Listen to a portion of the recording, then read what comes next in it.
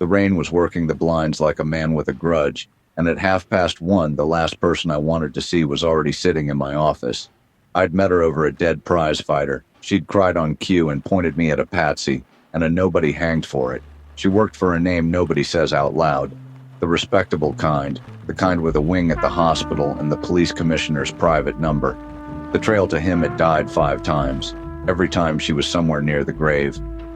You're looking at me like I'm going to bite. I came in out of the rain, Detective. A girl can do that. Last time you came in out of the rain, a man ended up at the end of a rope wearing somebody else's crime. So you'll forgive me if I keep the bottle on my side of the desk. I did what I was told. You don't tell the man I work for no. You don't quit him either. People who quit him turn up face down in your harbor, and the papers call it a swimming accident. And yet here you are. So either he sent you to put another rope in my hands, or you finally found the one thing in this town that scares you more than he does. He knows I'm frightened. That's the part you don't understand. A frightened operative is a loose one, and he cleans up loose things. I'm not asking you to forgive me. I'm not asking you to like me. I'm asking you to take this. It's brass, it's small, and it opens a drawer in the study of the most respectable man in Calloway Bay. Everything you ever couldn't prove is in that drawer. Consider it a gift. From a snake. I looked at the key sitting on the blotter, small and cold and bright as a confession. A snake handing you a knife is still a snake, but the knife is still a knife. 5 times the trail to that man had stopped dead. Now a frightened woman had set the next step on my desk and dared me to take it. I've never met a thread I didn't pull. I just had a feeling this one was tied to my own neck.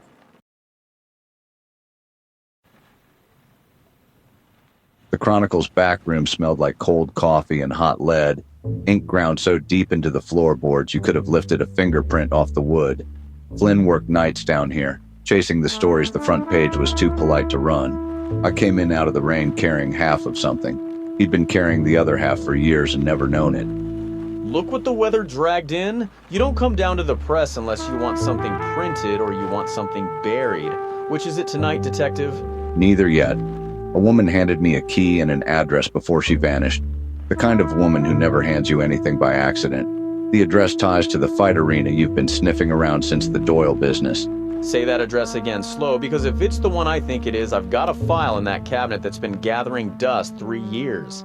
A story I wrote, set in type, watched die between the proof and the press. Killed from upstairs. No reason given. Just a name inked out of my own copy in a hand that wasn't mine. Here, my clipping. Now lay your address right next to it. The spot where his name used to be, blacked out like a window with the shade pulled. Same street, same number, same shadow I've been chasing without a face. The shade just went up. 2 halves of a torn photograph and they fit. The address the operative gave me sat flush against the blank in Flynn's dead story, and the name wrote itself into the space the censor left. The name nobody in this city would print. The man 5 trails had reached and stopped cold. For the first time, he wasn't a rumor. He was a few words of type on a slip of paper. You know what we're holding? That's not a story. That's the story. The one they kill men to spike. And the second I send it down to composing, I become the next blacked out name. I'd buried the truth 3 times now and called each one the last. Flynn held it up to the light like it was something a man could survive printing. I knew better. A name on paper is a loaded thing, and the 2 of us were standing in front of the barrel, trying to decide who pulled the trigger first.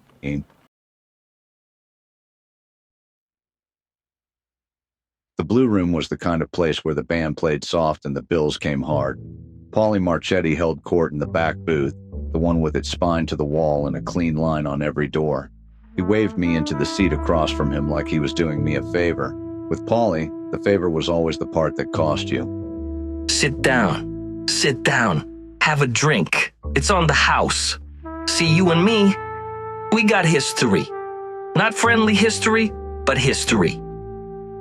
And a man with history, I extend him the courtesy of a conversation before anything else. Last time you extended me a courtesy, Pauly, 2 of your friends extended me down a flight of stairs. Ah, that. That was business. This is different.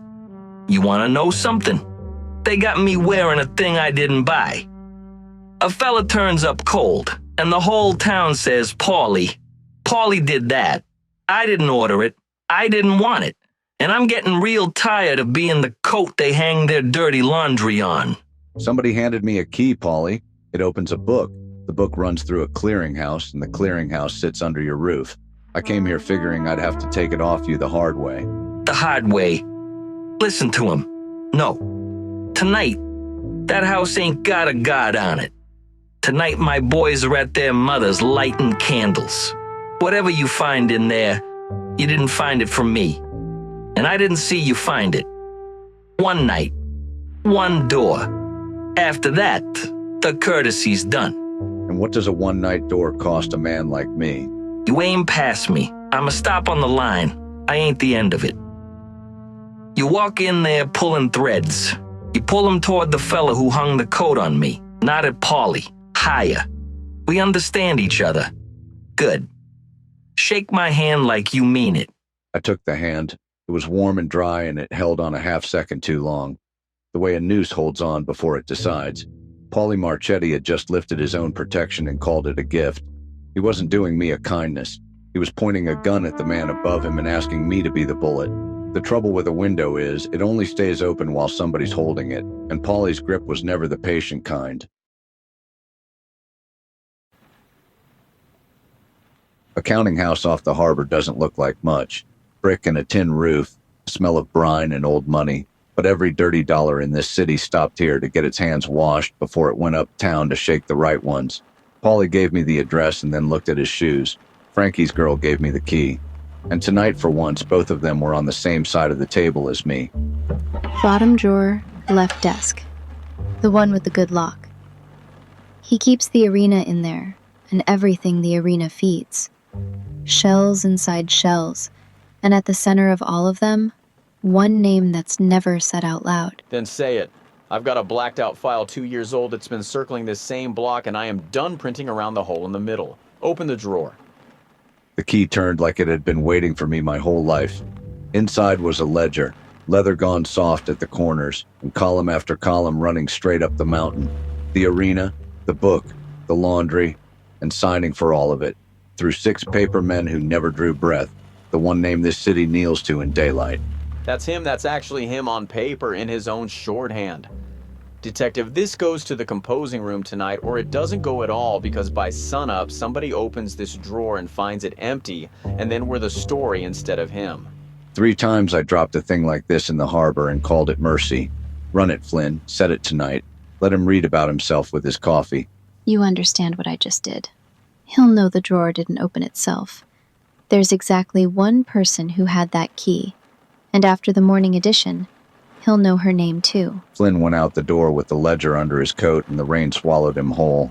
For the first time in this whole rotten war, the man at the top was going to wake up having lost something.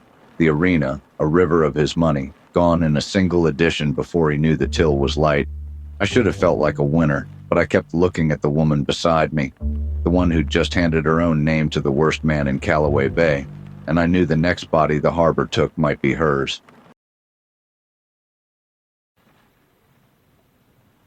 The rain came down on the pier the way it always does in this town, like it was trying to wash something off that wouldn't come clean.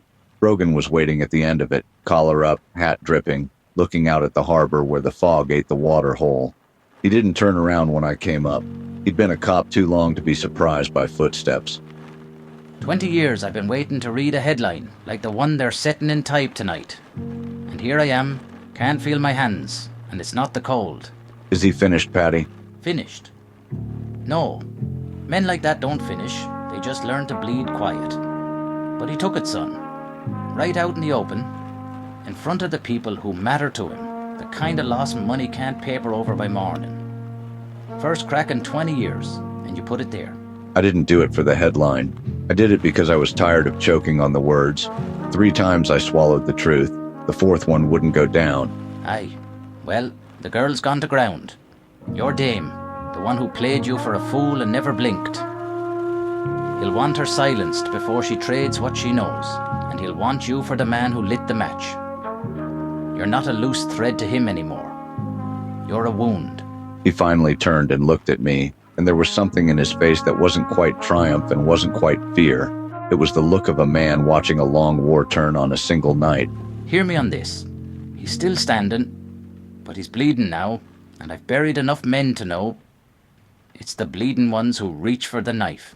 He walked back up the pier into the rain, and I stayed and watched the harbor swallow the fog. The untouchable man was touchable at last. I'd waited 5 cases to feel that, and now that I had it, all I could think was how a cornered animal fights. Not to win, but to take something down with it. Somewhere in this city, a wounded man was deciding who paid for the cut, and I already knew my name was on the short list.